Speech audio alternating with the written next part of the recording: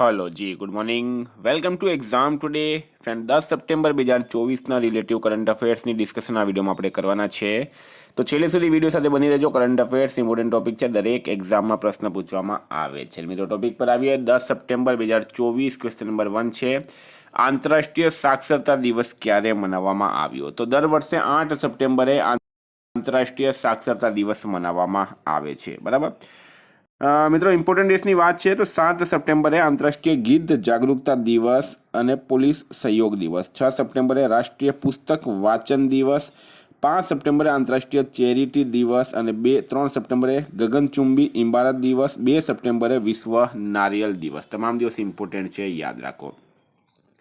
હાલમાં એન્ડ્રી સિબિહા કયા દેશના વિદેશ મંત્રી બન્યા છે? તો મિત્રો યુક્રેન દેશના એન્ડ્રી સિબિહા યુક્રેનના નવા વિદેશ મંત્રી બની ગયા છે. સ્ટાર માર્ક કરજો મિત્રો, કારણ કે યુક્રેન જે છે ખૂબ જ વધારે ચર્ચામાં છે હાલમાં, એટલે એના વિદેશ મંત્રી વિશે પણ આપણે માહિતી રાખવી પડશે. યુક્રેનનું કેપિટલ છે કીવ, કરન્સી છે હર્વેનિયા અને પ્રેસિડેન્ટ છે વોલોડોમિર ઝેલેન્સ્કી. ચર્ચામાં રહેલ જામ સાહેબ દિગ્વિજયસિંહ જાડેજાનો સ્મારક ક્યાં આવેલ છે? તો મિત્રો હાલમાં ચર્ચામાં છે જામ સાહેબ દિગ્વિજયસિંહ જાડેજાનો સ્મારક, એ આવેલો છે પોલેન્ડમાં. પોલેન્ડમાં એક જગ્યા છે વર્સોવ, અને વર્સોવમાં મિત્રો દ્વિતીય વિશ્વ યુદ્ધ દરમિયાન જામ સાહેબ દિગ્વિજયસિંહ જાડેજા જે છે પોલેન્ડના 600 જેટલા વિદ્યાર્થીઓને ગોદ લીધા હતા, એમને સહાય કરી હતી, એટલે ત્યાં સ્મારક બનાવવામાં આવ્યું છે. તો પોલેન્ડ રાઈટ આન્સર છે. ચર્ચામાં એટલા માટે છે કે હાલમાં વડાપ્રધાન નરેન્દ્ર મોદી જ્યારે પોલેન્ડ ગયા હતા ત્યારે એમણે શ્રદ્ધાંજલિ અર્પિત કરી હતી. હાલમાં ભારત ખાડી સહયોગ પરિષદના વિદેશ મંત્રીઓની પહેલી બેઠક ક્યાં થઈ? તો ભારત ખાડી સહયોગ પરિષદના વિદેશ મંત્રીઓની પહેલી બેઠક મિત્રો એ ક્યાં થઈ છે? રિયાદ ખાતે. રિયાદ આમાં રાઈટ આન્સર થશે. બરાબર, રિયાદ ખાતે થઈ છે. સોરી મિત્રો, આ થઈ છે રિયાદ ખાતે.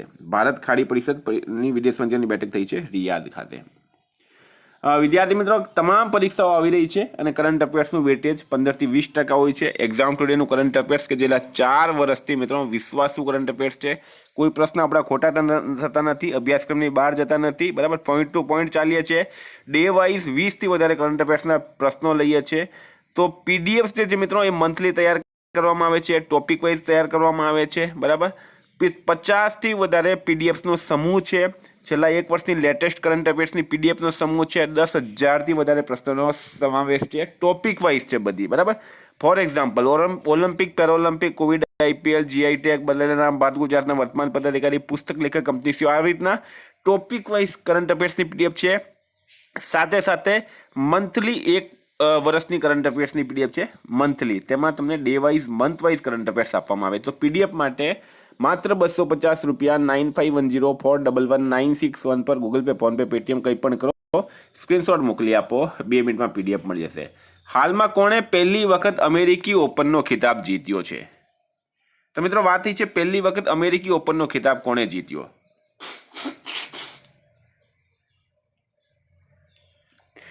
તો ફ્રેન્ડ રાઈટ આન્સર છે એરિના સબાલેકા. કોણે જીત્યો છે? એરિના સબાલેકા જીત્યો છે. સ્ટાર માર્ક કરજો આ પણ. હાલમાં પેરિસ પેરાલિમ્પિકમાં પુરુષોની ભાલાફેંક સ્પર્ધામાં નવદીપસિંહ એ કયો મેડલ જીત્યો? તો પેરિસ પેરાઓલિમ્પિક મિત્રો ઓલરેડી આપણે વિડીયો અપલોડ કરી દીધો છે આનો. બીજી વાત, જો તમારે ટેસ્ટ આપી હોય પેરિસ ઓલિમ્પિક અને પેરિસ પેરાઓલિમ્પિકની, તો એક્ઝામ ટુડેની એપ્લિકેશનની લિંક ડિસ્ક્રિપ્શન બોક્સમાં આપેલી છે, ત્યાં જઈને તમે ટેસ્ટ પણ આપી શકો છો. તો પેરિસ પેરાઓલિમ્પિકની વાત થઈ છે અને આમાં વાત થઈ છે કોની? ભાલાફેંક સ્પર્ધામાં નવદીપ સિંઘે કયો મેડલ જીત્યો? તો મિત્રો શું છે રાઈટ આન્સર આમાં? તો નવદીપ સિંઘે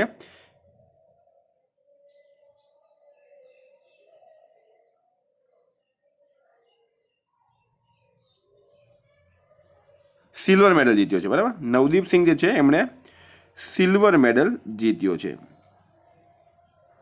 સોરી, ગોલ્ડ મેડલ જીત્યો છે નવદીપ સિંઘે. બરાબર, પેરિસ પેરાલિમ્પિકમાં પુરુષોની ભાલાફેંક સ્પર્ધામાં નવદીપ સિંઘ જે છે મિત્રો ગોલ્ડ મેડલ જીત્યો છે.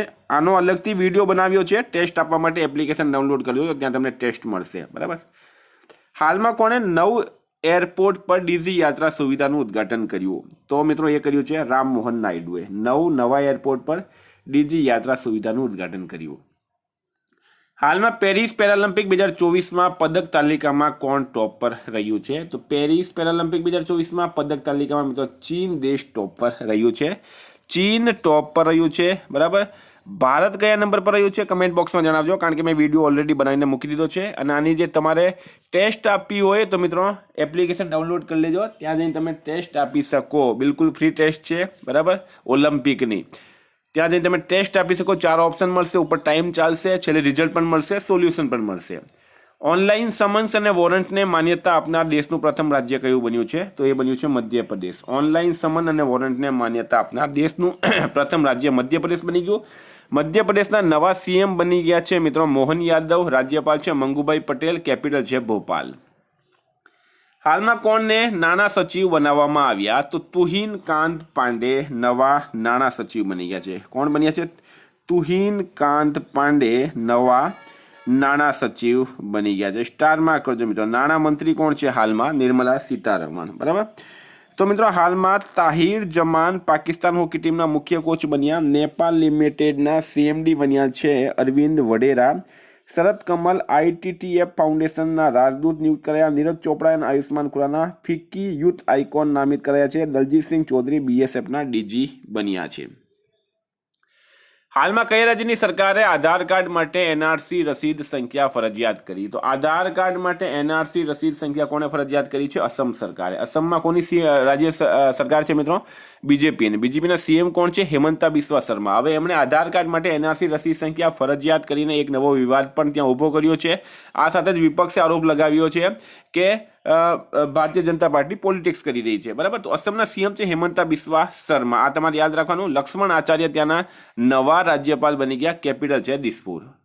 હાલમાં નુઆખાઈ ઉત્સવ ક્યાં મનાવવામાં આવ્યું? આ મિત્રો ઇમ્પોર્ટન્ટ રહેશે. નુઆખાઈ ઉત્સવ ક્યાં મનાવવામાં આવ્યું છે? તો નુઆખાઈ ઉત્સવ જે છે મિત્રો એ ક્યાં મનાવવામાં આવે છે? ઓડિશા ખાતે. બરાબર. ઓડિશા ખાતે 12માં છે ઓડિશા ખાતે નુઆખાઈ ઉત્સવ હાલમાં મનાવવામાં આવ્યો. મિત્રો ઓડિશાની વાત થઈ છે તો ઓડિશાના નવા સીએમ કોણ બન્યા છે?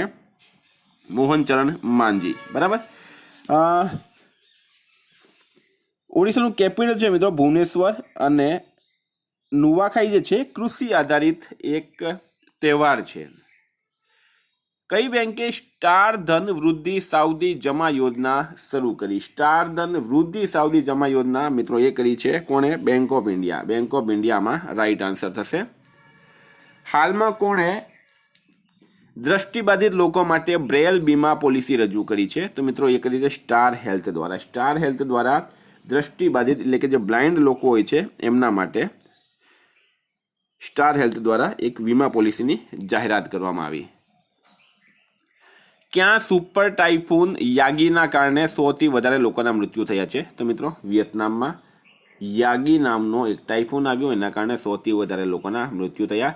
કયો દેશ દુનિયામાં સૌથી મોટો પ્લાસ્ટિક પ્રદૂષક બન્યો છે? તો મિત્રો આપણો દેશ ભારત છે આ, કે જે દુનિયામાં સૌથી મોટો પ્લાસ્ટિક પ્રદૂષક બની ગયું છે.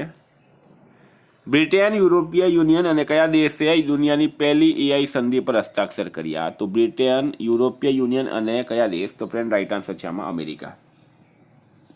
બ્રિટન, યુરોપિયન યુનિયન અને કયો દેશ છે મિત્રો? અમેરિકા દેશ. હવે અમેરિકાની વાત કરીએ તો ભારતમાં એલએનજીનો બીજો સૌથી મોટો આપૂર્તિકર્તા અમેરિકા બન્યો છે. સાંસ્કૃતિક સંપત્તિઓને લોટાવા અને સંરક્ષણ માટે ભારત અને અમેરિકા વચ્ચે દ્વિપક્ષીય કરાર થયો. દુનિયાનો સૌથી મોટો નૌસૈનિક અભ્યાસ રીમપેક અમેરિકામાં શરૂ થયું. દક્ષિણ કોરિયા, જાપાન અને અમેરિકાએ ત્રિપક્ષીય બહુ ડોમેન અભ્યાસ શરૂ કર્યું. અમેરિકા ભારતનો ટોપ રક્ષા નિર્યાત સાझेदार બન્યો છે. મિત્રો વાત કરીએ રિવિઝનની આપણે 9 સપ્ટેમ્બર 2024 આંતરરાષ્ટ્રીય પોલીસ સહયોગ દિવસ ક્યારે મનાવવામાં આવ્યો? તો દર વર્ષે 7 સપ્ટેમ્બરે મનાવાય. 7 સપ્ટેમ્બરે. હાલમાં કરિયરમાં 900 ગોલ કરવાવાળા પ્રથમ ખેલાડી કોણ બન્યા છે? તો ક્રિસ્ટિયાનો રોનાલ્ડો. કવિ નર્મદ સાહિત્ય પુરસ્કાર 2024 એનાયત કોને કરવામાં આવ્યો? તો ઈશ્વરલાલ પરમાર અને બાબા ભાંડને. હાલમાં કોના દ્વારા લિખિત પુસ્તક the heart and art of ટીચિંગનું વિમોચન થયું? બી પુરુષોત્તમ. હાલમાં કયા રાજ્યની વિધાનસભામાં દલ બદલુઓ માટે પેન્શન સમાપ્ત કરવાવાળો બિલ પાસ કરવામાં આવ્યો? તો હિમાચલ પ્રદેશ. કોણે ઈસરો પર ધ હિન્દુ કોફી ટેબલ બુકનું વિમોચન કર્યું છે? તો એસ સોમનાથે કર્યું. કયા આઈઆઈટીએ?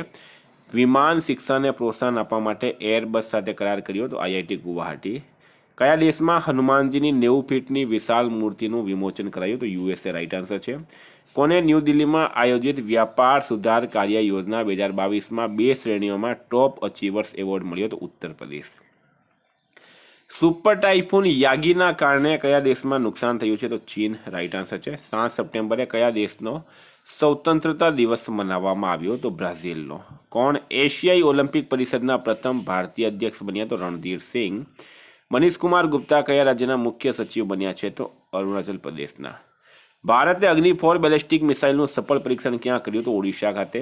કોણે વિશ્વ બધિર ચેમ્પિયનશિપમાં વિશ્વ રેકોર્ડ સાથે ગોલ્ડ મેડલ જીત્યો તો શૌર્ય સૈનીએ. હાલમાં કયા રાજ્યની સરકારે $10 બિલિયન સેમિકન્ડક્ટર ફેબ યુનિટને મંજૂરી આપી તો મહારાષ્ટ્ર. ફ્રેન્ડ, ગઈકાલે તમને પ્રશ્ન પૂછાયો હાલમાં કોને વિશ્વ કૃષિ બોર્ડમાં નામિત કરાયા તો સુરેશ પ્રભુ રાઈટ આન્સર હતું. આજનો પ્રશ્ન છે હાલમાં કોની પેરિસ પેરાલિમ્પિક સમાપન સમારોહમાં ભારતના ધ્વજવાહકના રૂપમાં પસંદગી થઈ? એનો જવાબ તમારે કમેન્ટ બોક્સમાં જણાવવાનું. બરાબર. વિદ્યાર્થી મિત્રો, વોટ્સઅપ અને ટેલિગ્રામની લિંક ડિસ્ક્રિપ્શન બોક્સમાં આપેલી છે. PDF માટે 9510411961 પર કોન્ટેક્ટ કરો. Thank you. ફરી મળીશું નવા વિડીયો સાથે. જય હિન્દ.